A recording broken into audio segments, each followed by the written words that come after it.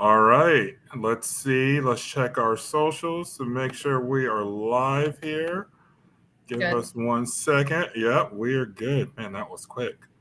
All Mm-hmm. right. What's up, everyone? Welcome back to episode 140 of Titos&Chicken, your unofficial South Carolina Gamecocks podcast, coming at you with a low country state of mind. Miss Bloomdahl, how you doing on this lovely today's Wednesday? Yeah, Wednesday evening. Yeah, I'm pretty good, just Yeah, halfway through the work week. We're excited about that. yeah, Closer to one of the most anticipated games for me. I've been stoked about yeah, this game since the season started and even before since it was announced. So yeah, I'm ready. I'm starting to feel a little nervous, just yeah, yeah. anxious, That's just, normal. That's you normal. know, we're about that time. It's about that Yeah, time. yeah, But yeah. No, excited. So two we more we days of the work week and we're good. guys, we are at Ole Miss week. This has been a much anticipated week. Obviously, because of what does he call himself? Judas Wealth, Judas, whatever well, the hell. he doesn't call himself Well, that. excuse me, he doesn't call himself. Yeah. Sorry about that. Excuse That me, guys. nation does. Yeah, yeah. So, Judas yeah, Wells. yeah. No, guys, it's not about him. Obviously, this is a huge matchup. I mean, the last time Ole Miss came to South Carolina was what 2004, I believe. That Yeah. was or 2008. I'm Or sorry. I think it's 8, right? Yeah, it was 2000. I think it was 8 or 2008. 9. Yeah, I could be wrong. Lindsay, yes, please look that up there for me.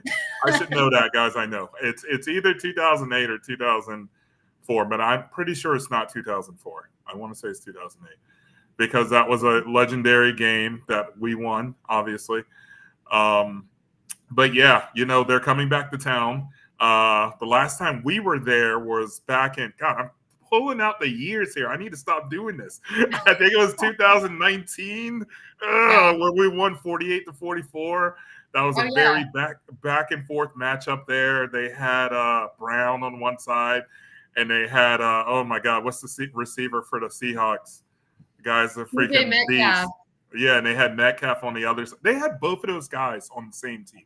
That's kind of That's just stupid, honestly. wild to me. Hey, Yeah, but we still won. That's all I care about. that's right. So, were you able to pull up that year, Lindsay? No, I clicked on it. Lindsay's digging deep, guys. She's digging deep. Give her a second. We're Hold on. I got we all have the to. apps. Oh, wait. Oh, man. God, someone's probably literally yelling at me right Look, now. where's the chat? 2009. Where's the chat? Chris, thank you so much. 2009 was the year 9. that I said that, I Ole think. Miss came. Yeah, and here I am saying 2004, 2008. Like, Evan, come on. Wait. Like, seriously. Chris, we appreciate you, man. Thank you so much. But anyways, guys, we got Ole Miss coming to town here. Everyone's excited. It's a big weekend. It is a big weekend. Yes, we wanted this time slot to be the prime time 7:30 kickoff, 7 o'clock, 7:30 kickoff. But I'm fine with a 3:30 kickoff. How do you Oh, feel yeah. about that time slot, Lindsay? Yeah, I think it's a sweet spot. I think it's a perfect time as a viewer, to be honest. I Yeah, think 3:30 is good. I think that's when a lot of people tune in too. I mean, I think we'll get a lot yeah, of traction on this game. I think there'll be a yeah. lot of viewers for several reasons. I think Mm-hmm. we're an intriguing team to watch defensively. I think Ole Miss is overrated, so people want to see what's going on there. Yeah, But yeah, I like it, and I think that sometimes in big moments for us, our night games kind of shoot us in the foot. Not the crowd, but I yeah. think sometimes for the players or just the atmosphere, it's just that pressure builds, and Mm-hmm. I think it sometimes might be kind of counterintuitive, but I think Yeah. our noon game versus LSU was amazing. Right, that was one of the most entertaining That games. was a noon kickoff in that Insane. stadium. It felt like it was a night game Yeah, without the lights. Like that's the thing. it was insane. Yeah, 3:30 is going to be even better. I mean, I think that's the sweet spot. Uh-huh. For that stadium. I think that stadium is going to be unhinged in the best way possible. Yeah. I think it's going to be a good one. Yeah, I'm stoked about that time slot, to be honest. Yeah. Oh man. And this goes back to CBS 3:30 Mm-hmm. kickoffs. That's literally what I think about Yeah. when I think about a 3:30 slot. I truly miss CBS 3:30 kickoffs. You know, I know people are going to not be angry, but they're going to be like, oh, what? I personally loved Gary Danielson and Vern Lundquist.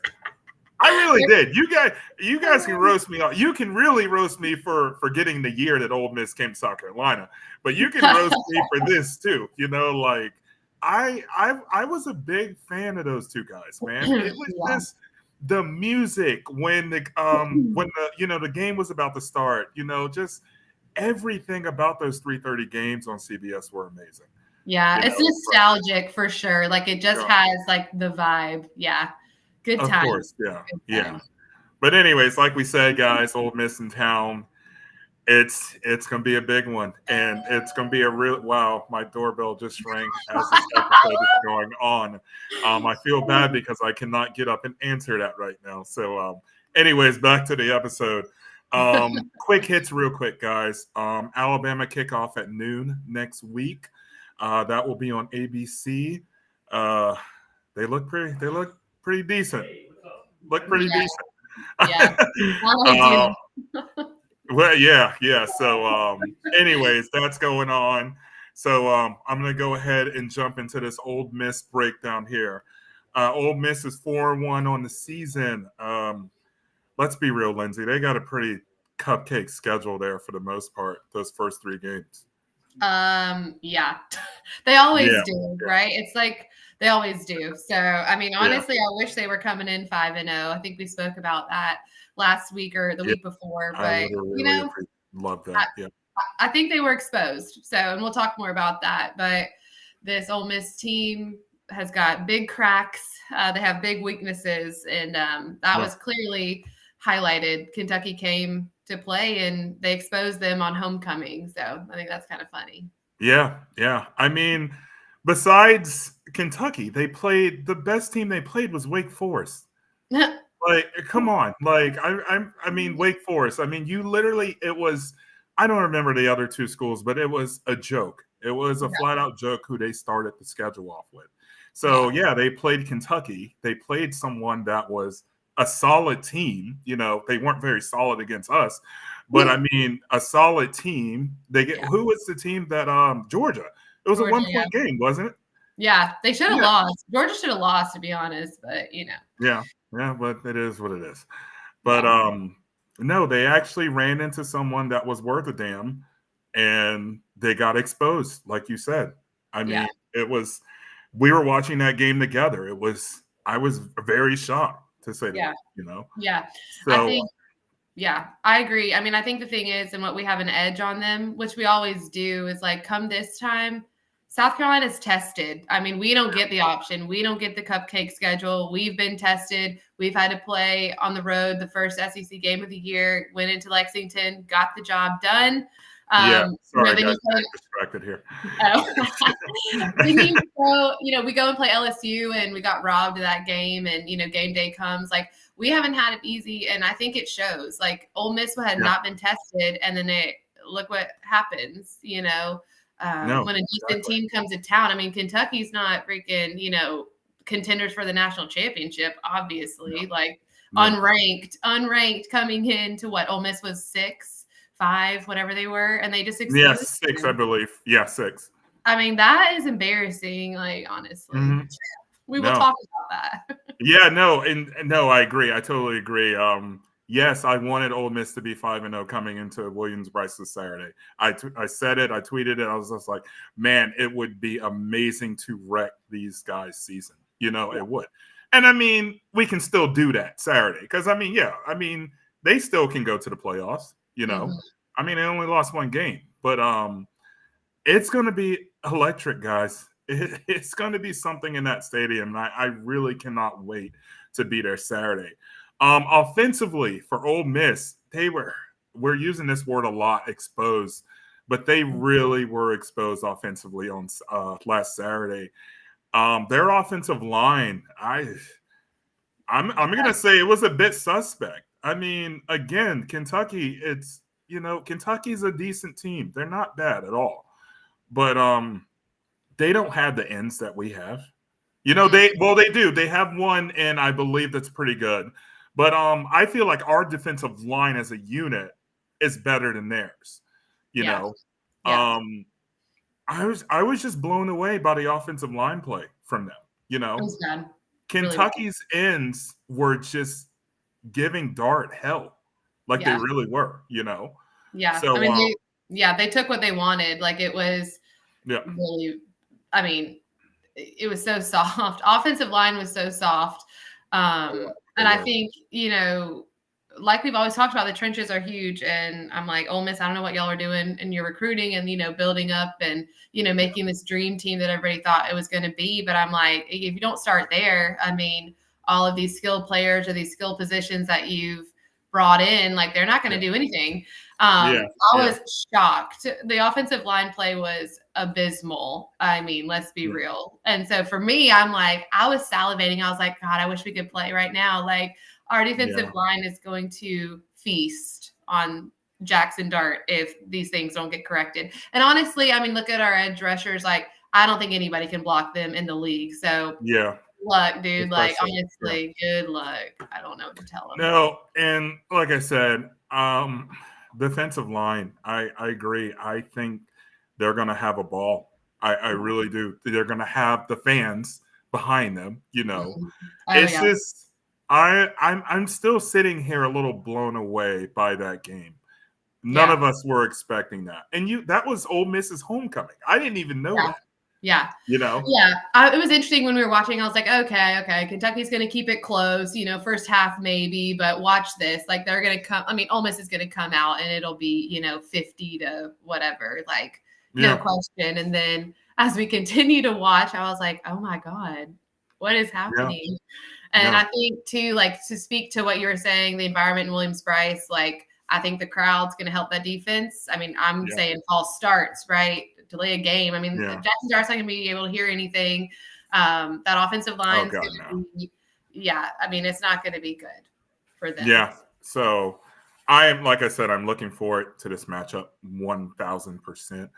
I feel this is a game the defense can actually just cause hell, especially the defensive line, the ends,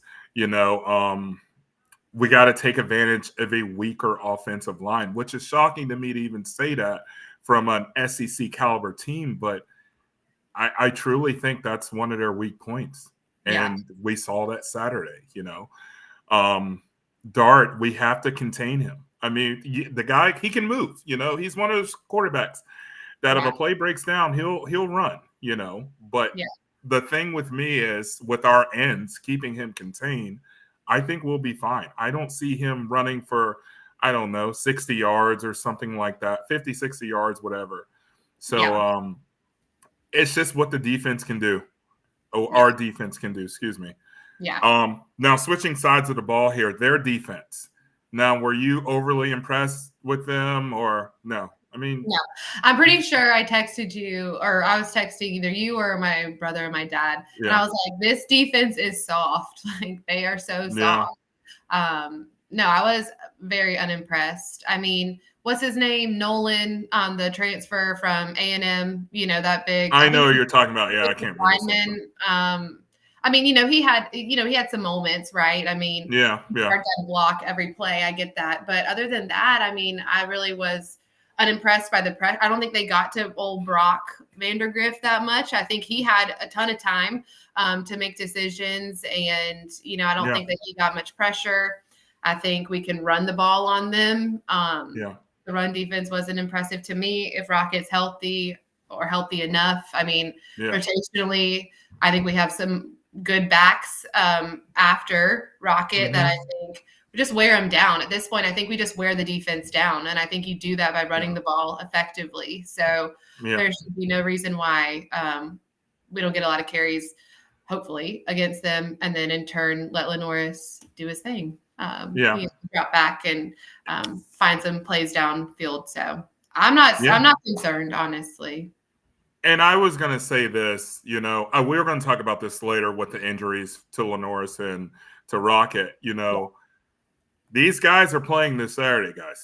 They're playing. We'll talk about this here in a little bit, but that's definitely something to look forward to. Those are two bright spots on our offense. Not even a question.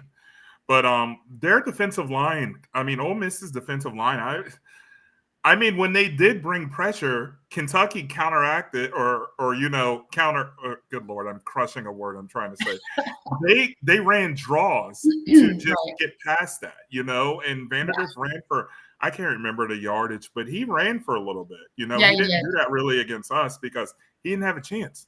No. He had No. no alleys or anywhere to go. But I just wasn't impressed. I was clearly not impressed with their performance that game to play like that at home, But I don't know. I at the beginning of this season, I said we would lose this game.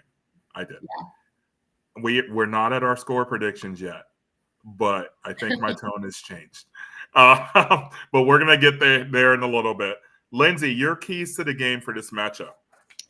Yeah. I think my first key to the game, kind of, we talked about it earlier. And I think it's more about, I think the biggest key for us is the mental preparation that goes into getting ready for a game like this. And what I mean by that is, Judas Wells, that whole narrative, he's coming back to Columbia, right? The bad blood that might exist there, in some way or another. Where we should, the whole conversation, we should be 4-0, like Lane Kiffin said. South Carolina's a flag away from being 4-0, a penalty flag away. All these narratives that which are true in my opinion, but I think it's how our players prepare for that, and just the pressure of this game. They want to win it, obviously. We want them to win it as fans. So I think the mental preparation that goes into it. Will we be ready for the game plan? Will we be able to execute? Will we be able to take opportunities? Things like that, I think, are going to really play into this game. And all those boys watch that Ole Miss Kentucky game last weekend, and they saw a lot of things, right? But I mean, that game's dead and gone. So this Saturday is going to be way different. So if we don't come to play, I mean, Ole Miss can beat us. I mean, they can. If they can. They 100% can. I agree. So I think that's the big thing. Yeah. That was really something that hit me. I was like, we have to be prepared. We have to be focused. We have to be diligent in the game plan and just like stick to it. So I think that's huge. And then also, I think, like you said, we mentioned this defense is going to be the game changer. Our defense is going to be the game changer. Make them uncomfortable from the start, right? Which is what we typically can do. And don't let off the brakes. Like, don't let up. Like, because we do that. We've done that. We should have beat Georgia last year. We let off. We let off. And then what happens? We lose the game that we shouldn't. So I just want to see us put our foot on the gas defensively, offensively too, and just go for it. I mean, prove yourself for being, dogs. Like, I don't know. And this is the game to do that. Kentucky was not even close to me to the caliber of game that Ole Miss is going to be Saturday. We were going into Kentucky like, all right, some of us were saying we're going to lose. Some of us saying we're going to win. We're going into Ole Miss like, shit, we got these guys at home at 3:30. We're going to win this damn ball game. And I'm going off of that because of the LSU South Carolina game and how close of a game that was. The atmosphere really helps. Like, it really does. If you're there, you're loud, those players are hearing you. I know they hear my drunk ass on row 5, yelling. I mean, I know they do. But this game is massive for South Carolina. It's not even a question. Huge key to the game for me is to get to Dart. We have to rattle him. We saw what Kentucky did. We saw what their defensive line did. He was out of sync. He was completely out of sync. He was just like, holy crap, I'm getting sacked. I'm getting touched. He was terrified. Exactly. He wasn't used to that in the first 3 games because he had 10 seconds to throw the ball, But my thing is now, like, hey, you thought Kentucky was rushing you. Yeah. You wait till the second team in the nation in sacks. Are we still second? I believe we are. I think so, yeah. Yeah, and the nation come at you. Cal I think, Kennard's gonna kill him, maybe. I mean, I'm serious. yeah, I think Clayton White is going into this game just, hey, guys, pin your ears back, go. Yeah. I think Dylan Stewart will literally be a track star out there trying to get to the quarterback. I truly do. And Kennard, man, what a pickup he's Yeah. been. He came from Georgia Tech, I believe. Yeah. I was just like, man, Georgia Tech, come on, what are we doing? Like, get somebody. And he played the first few games. I was like, okay, Georgia Tech, I see you, Yeah. you. But no, he's been just a massive pickup for us, just setting the tone for us defensively. I feel, Yeah. But getting to Dart is huge. Part of my keys to the game. And here's another thing we haven't talked about this, Lindsay, yet: the tempo for Ole Miss. Yeah. If Ole Miss is in a rhythm, that's not good for us. Yeah. Because they're going to be calling plays, and we're going to be trying to get people in and out of the game because, running that fast, Huntley and those guys are going to get tired as hell, Yeah. Yeah. So we have to slow the tempo with them. We can't let them get into that type of game they want to play, which is fast. Yeah. Because we will lose 100%. We're not a team that can combat against a running fast type team, offensive type team. Yeah.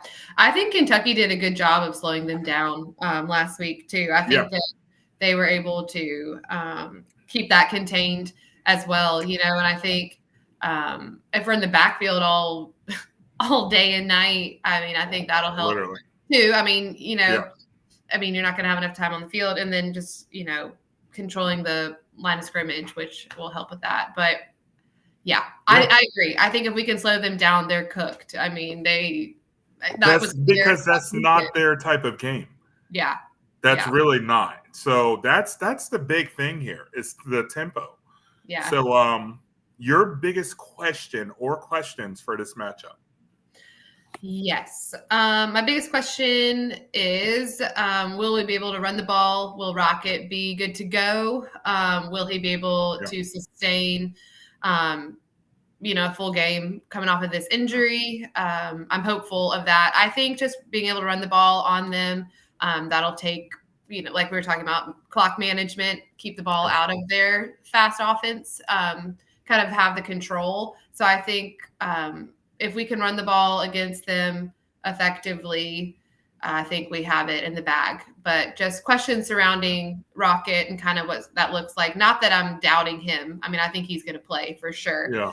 But just hopeful that, our offensive line can stand up and, make enough of a push to get those, short yards or extending drives, extending series, and just keeping the ball out of their hands, keeping them out of offensive drives that ultimately will help us win. So that was my biggest question, honestly. And then just, will we seize the moment? Like, same kind of thing of that mental preparedness. Like, will we have those boys ready to go? The confidence. I think this team is pretty special. I think they're pretty confident. I think they're pretty complete, if I'm being honest. And, I'm not saying they're perfect, but I think they're one of the more complete teams that we've had in a while. So I have confidence that they will be ready. I'm confident in Clayton White. He's really shown a lot. I'm confident in defensive leaders that we have, like Nick Emanwari, Debo Williams. I'm confident in them. They'll be coming ready to play. So I feel weirdly good. I don't know how to explain. Weirdly optimistic. Yeah. I like it. I'll take it. Yeah. You brought this up. One of my biggest questions is the health of Sellers and Rocket. Those guys haven't played in 2 weeks, So I just don't know what they expect, if you want me to be honest. I feel they're going to be fine, but Sellers also has not completed a game this season. And that's what worries me. It really does. But we gave him 2 weeks off, let him, rest his injury. I feel like he'll be fine. But at the same time, I do have my doubts. It is nice, though, that we have a backup quarterback in Ashford who can pop in, run his offense, pretty much the same style offense as Sellers. Yeah. And try to lead this team. Excuse me. I'm a fan of Ashford. I am. You know, we allowed him to throw the ball a little bit more against Jesus Christ. Who did we just play? Akron. Akron. Thank you. We allowed him to throw the ball a little bit more. You know, he wasn't doing his normal QB draws, QB sweeps. I mean, he did a few of those, but you know, we got to see his arm a little bit more, and I was impressed. The guy still got it, I feel. Yeah. So you know, I'm banking on Sellers finishing this game for us because this is probably the biggest game of his career so far. It's not probably, it is the biggest game of his career so far. Yeah. So I'm, you know, I can't wait to see him out there. I can't. And Rocket, you know, homeboy went off for what was it, 200 and something yards against LSU. I mean, jeez, you went off against LSU for 200 something yards. What are you going to get, 400 against Ole Miss? Yeah, I mean, their defense pretty much can't stop a nosebleed. They just look so disoriented to me, you know? Yeah. I think their secondary is not that great either, if you want me to be honest with you. I mean, they kept this guy had like 3 flags. Their corner. Number 9. Yeah. Yeah. What are you doing? Yeah, I can't remember his name. I can barely remember what I ate last night. But no, seriously, you know, like this is a huge opportunity for us. It really is. Another question. Our defense, or excuse me, the big question that I have here is our defense, what's stopping their tempo offense? And we talked about this earlier. That's going to be huge, Lindsey. I can't stress that enough. We cannot be in a shootout with Ole Miss because we will lose. I think we will 1,000% lose that type of game. We want to slow it down. We are a Kentucky. We want to slow you down and you play our style of offense. Or excuse me, you play our style of game. Sorry, excuse me, guys. But your score prediction on this matchup, I think in the beginning of the year, you had us beginning of the season, you had us winning this game. Or was you had us losing? Okay. So we both had us losing. Well, I wanted to say that, you know, I mean, this game is the game that I had circled. But no, I had us losing this game. But let me tell you, I watched that Kentucky game and wow, right after after that, I was like, I was so happy. I was thrilled to see that they were going to come to Williams-Brice in 2 weeks after that performance. I mean, I was like shocked. We all were. Yeah. But I feel differently, right? And we can all change our minds.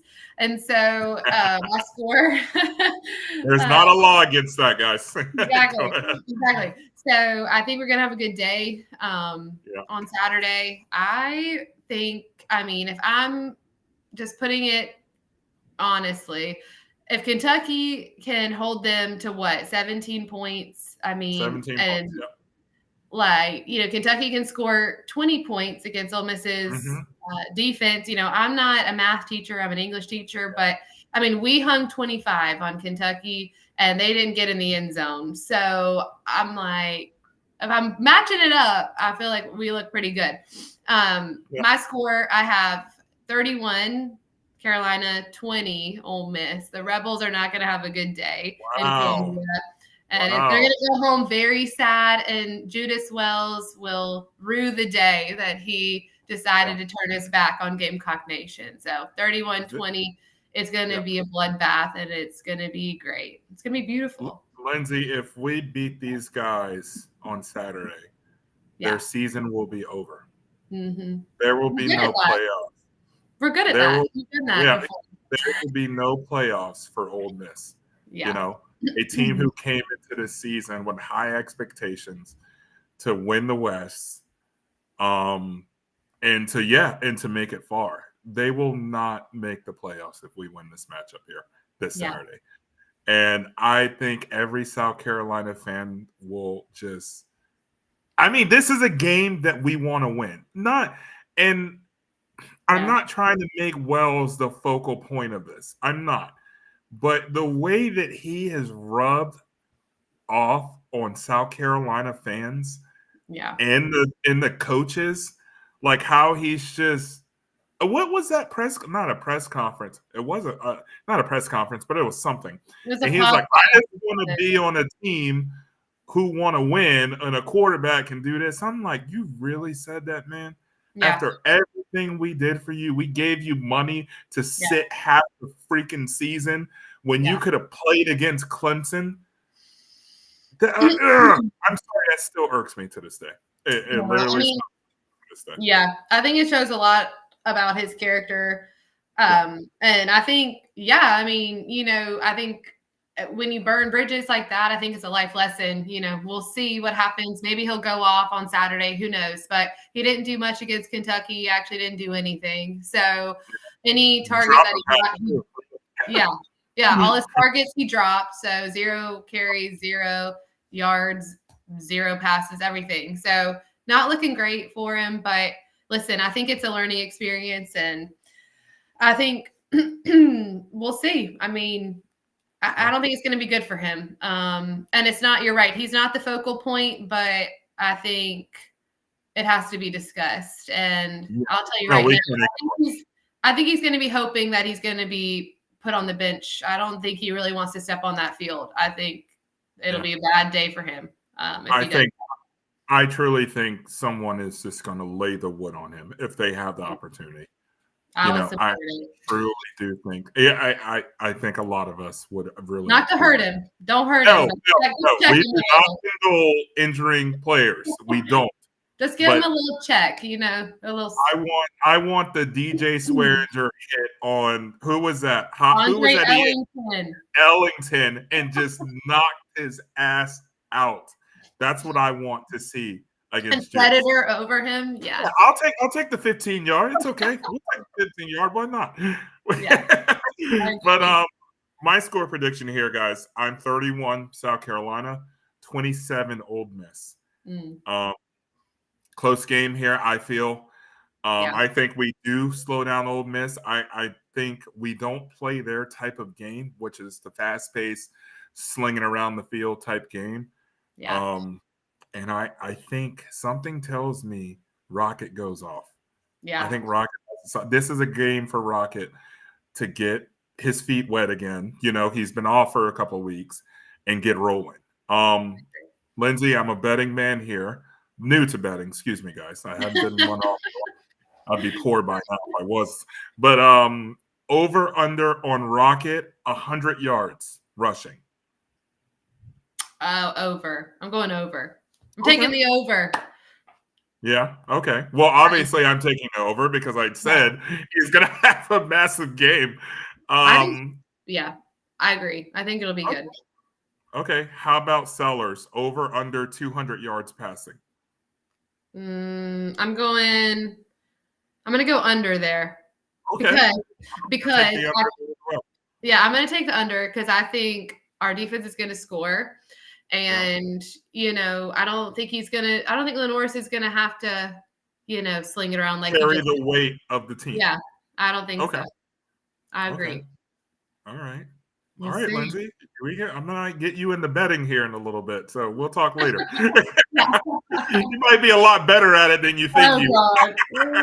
I don't know. We'll see. We'll discuss. Yeah. We'll discuss later. But guys, thank you so much for tuning in to episode 140. I know I've had some distractions coming through the doorbell ringing. We keep it 100 here. We're straight talk. We'll tell you what's up. I could be in the living room. There's a party going on down the street. Who knows? I mean, we're going to come to you and have a podcast regardless of what's happening. But again, guys, thank you so much for listening. We will be back next week to break down Alabama, hopefully after a South Carolina win. And on that note, guys, go